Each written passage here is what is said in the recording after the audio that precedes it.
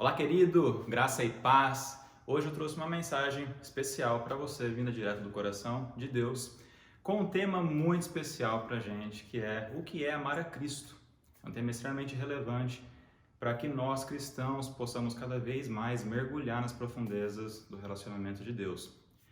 Antes disso, eu vou citar aqui alguns versículos que nós vamos trabalhar hoje que estão em João 3,16 e João 15,16, que serão a base para o desenvolvimento do nosso estudo. E antes de começarmos de fato a mergulhar na palavra, eu vou trazer aqui uma pequena definição do próprio dicionário sobre o que é amar.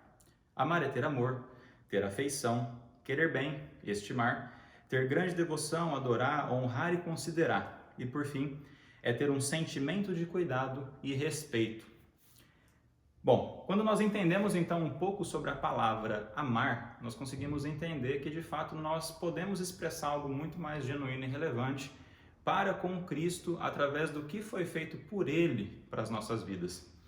E nesse sentido, nós podemos entender um pouco como de fato aplicar isso no nosso dia a dia, como trazer ensinamentos que o próprio Jesus nos deu para que a gente possa replicar esse amor que foi derramado através dele para com ele novamente, tá? E assim cumprir alguns mandamentos que ele nos deixou. Então vamos começar justamente com o primeiro verso.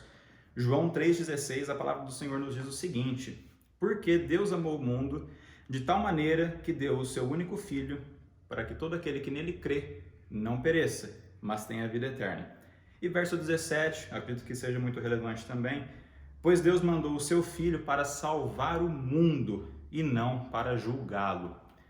Bom, o que esses dois versos trazem para nós como cristãos, entendimento sobre o que é amar a Cristo.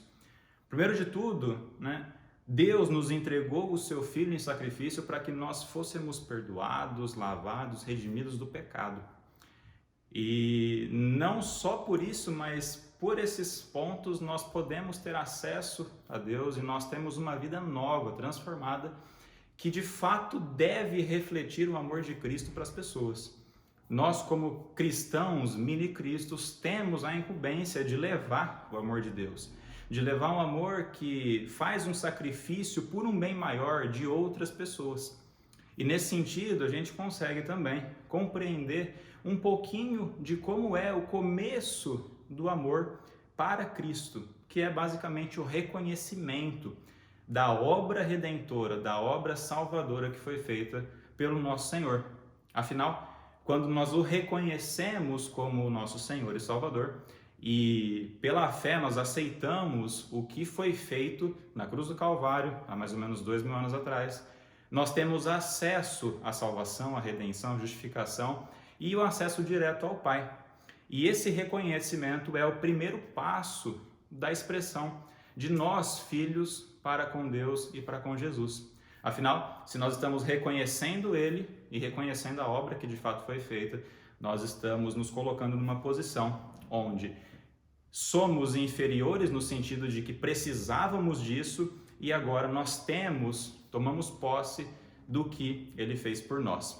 E agora a gente consegue entrar então na segunda etapa, que é justamente João 15, versos de 1 a 9, começar a entender um pouco mais como nós saímos do reconhecimento do amor de Deus para entrar de fato nos passos que o próprio Jesus nos disse para seguirmos em relação ao amor. Afinal, Deus nos deu por amor o seu Filho para morrer em sacrifício para que fôssemos libertos e fôssemos salvos.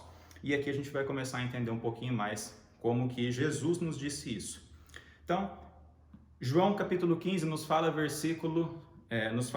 respeito da parábola, da videira, que na verdade é Jesus nos ensinando sobre pontos específicos em uma analogia de uma videira, de uma planta que produz uvas. E nesse sentido Jesus disse, verso 1, eu sou a videira verdadeira, o meu pai é o lavrador. Todos os ramos que dão uvas ele corta, embora eles estejam em mim.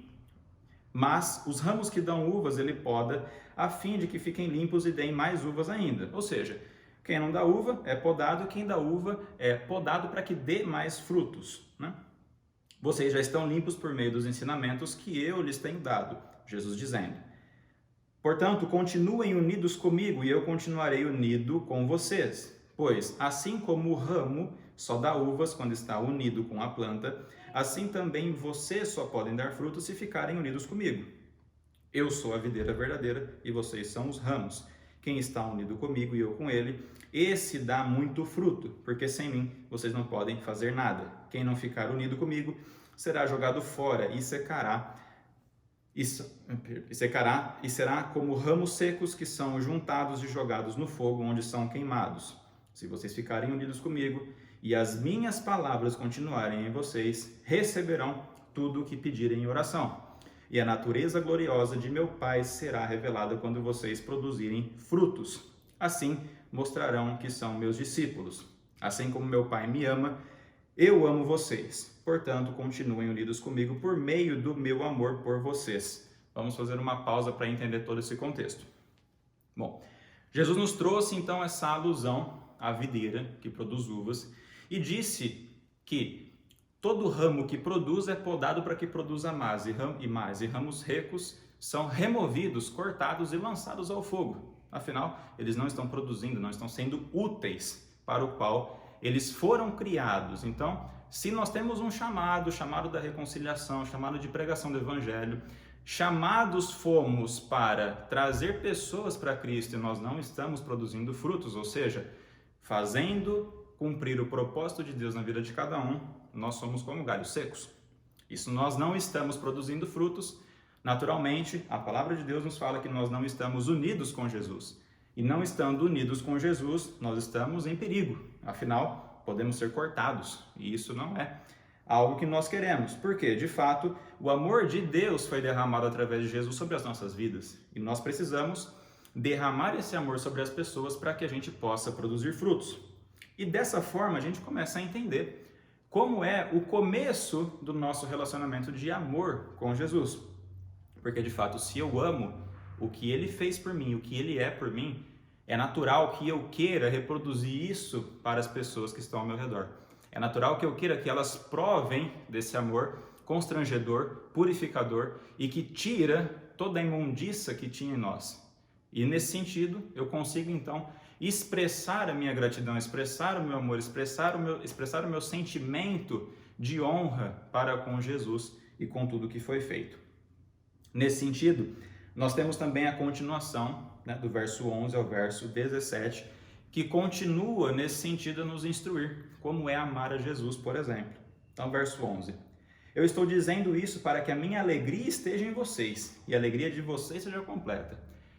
Pausa para esse ponto, muito importante. Se eu não estou produzindo frutos, eu não estou dentro do que o Senhor me chamou. Eu não estou cumprindo o propósito ao qual eu fui designado no momento em que eu aceitei a salvação. E se de fato eu consigo fazer com que isso se cumpra na minha vida e reproduzir o amor de Cristo para as pessoas, a alegria do Pai de que uma pessoa perdida está voltando para casa, a alegria de um pai vai ser manifesta na minha vida e eu estarei alegre porque eu estou pleno na vontade de Deus na minha vida. É o segundo passo que nós damos em direção ao amor a Cristo. Então, primeiro ponto, reconhecemos que Ele é o Senhor e Salvador, reconhecemos a obra dele, pela fé aceitamos a salvação. Segundo ponto, produzimos frutos.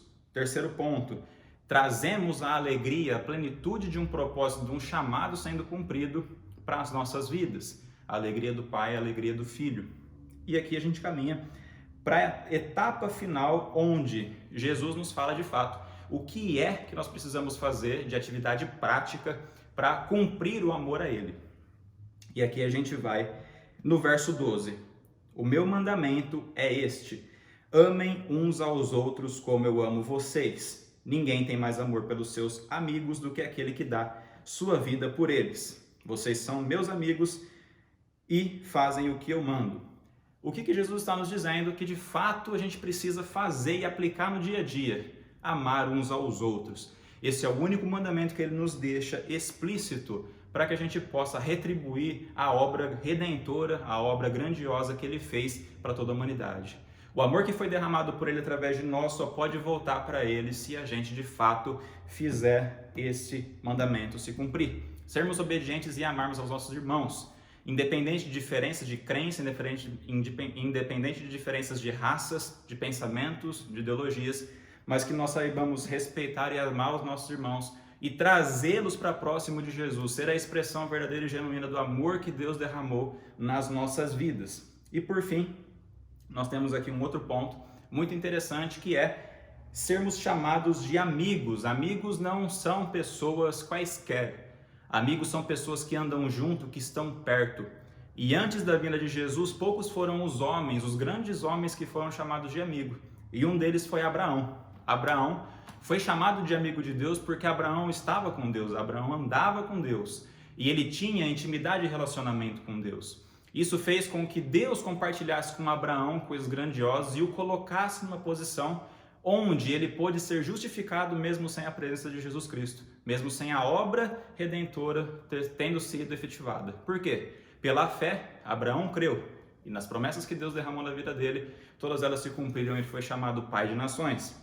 E nesse sentido, nós temos a possibilidade de cumprirmos o mandamento amando a Cristo e ainda sermos chamados de amigo, porque de fato, o único mandamento que ele nos deixa é que nós amemos uns aos outros e dessa forma nós vamos amar a Cristo porque Cristo ama as pessoas. Fico por aqui, vou fazer uma oração para a gente encerrar, para que eu e você sejamos edificados. Em nome de Jesus. Pai, eu te agradeço por esse momento poderoso, esse momento de entendimento da Tua Palavra. Obrigado, Espírito Santo, porque o Senhor ministrou meu coração e ministrou para quem está me ouvindo. E eu creio que grandes coisas estão sendo alteradas, transformadas no entendimento e no coração de cada um de nós. Te agradeço por esse momento, onde fomos alimentados por uma palavra poderosa e que nós possamos no nosso dia a dia amar uns aos outros com instrução do Teu Espírito nos nossos corações. Eu te agradeço em nome de Jesus. Amém. Fiquem com Deus na prática da palavra.